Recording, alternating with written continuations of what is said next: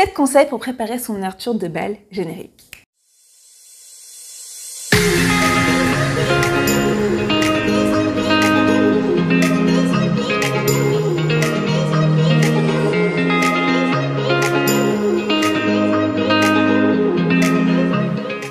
Salut les danseurs de la danse, je suis Maïna Ali, professeure de danse en couple et compétitrice de salsa et bachata. J'ai eu la chance de pouvoir danser et enseigner partout dans le monde et notamment en Afrique du Sud et au Canada.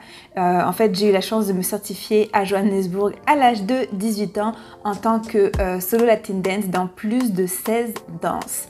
Et j'ai par la suite immigré au Canada et du coup j'ai la chance de pouvoir parler anglais couramment et de vous apporter directement les nouvelles les plus actualisées sur le monde de la danse en couple.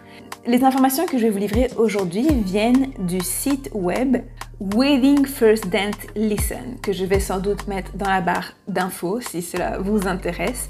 Et leur premier conseil, démarrons tout de suite, est de choisir une musique dansable. Qu'est-ce que cela veut dire une musique dansable? C'est-à-dire une musique qui est appropriée à un mariage. Et quand je dis approprié, je ne parle pas forcément du conditionnement de la société, dans le sens où ça peut être extrêmement original, par exemple, de choisir une musique de hard rock pour une première danse, mais si cela vous convient, même si aux yeux de la société, ce n'est pas forcément approprié, mais que cela vous ressemble, allez-y. C'est plutôt approprié pour danser ensemble et pour présenter une pièce ou un spectacle.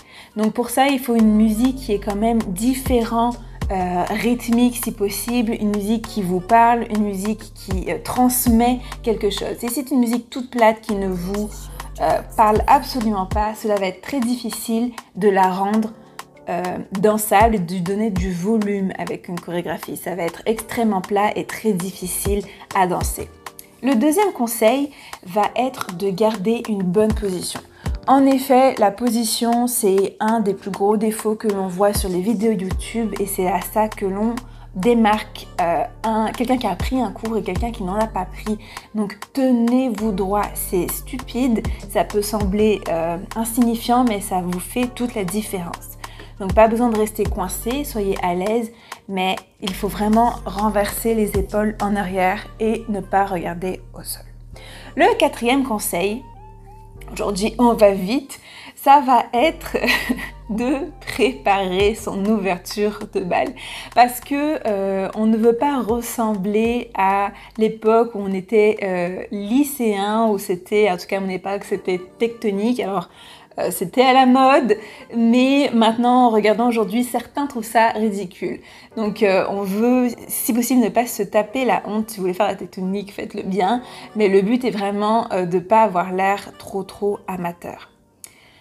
Le cinquième conseil va être de s'enlever le stress et la pression de faire des erreurs. De toute façon, faire des erreurs, ça fait partie du jeu. Et en fait, le seul remède à faire des erreurs de toute façon, ça va être de, encore une fois, s'entraîner à l'avance. Parce que faire des erreurs, c'est quand on est vraiment surpris par trop d'éléments nouveaux lors d'une exécution de chorégraphie.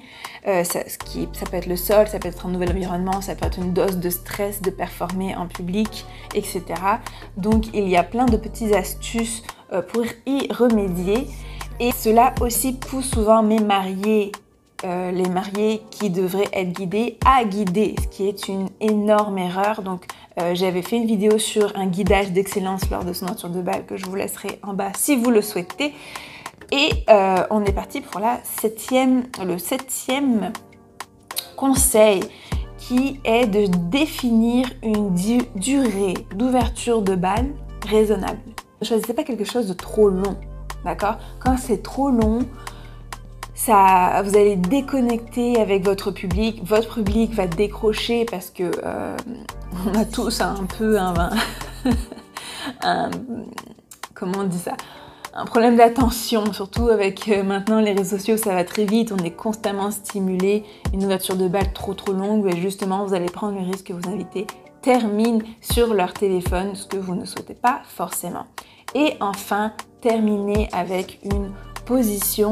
En anglais, ils appellent ça un dip. Et un dip, c'est pas un porté, c'est quelque chose qui est, vous voyez comme dans Dirty Dancing quand ils font un espèce de renversé comme ça, terminer avec ce genre de figure-là.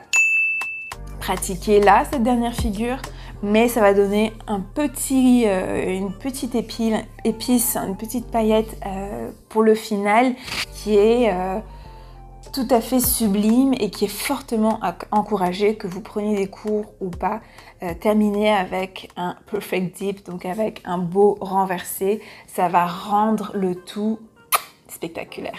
Donc voilà, c'était tout pour aujourd'hui. N'hésitez pas à mettre un like, moi ça me permet honnêtement de voir que ça plaît ou que ça plaît pas, je suis extrêmement sérieuse.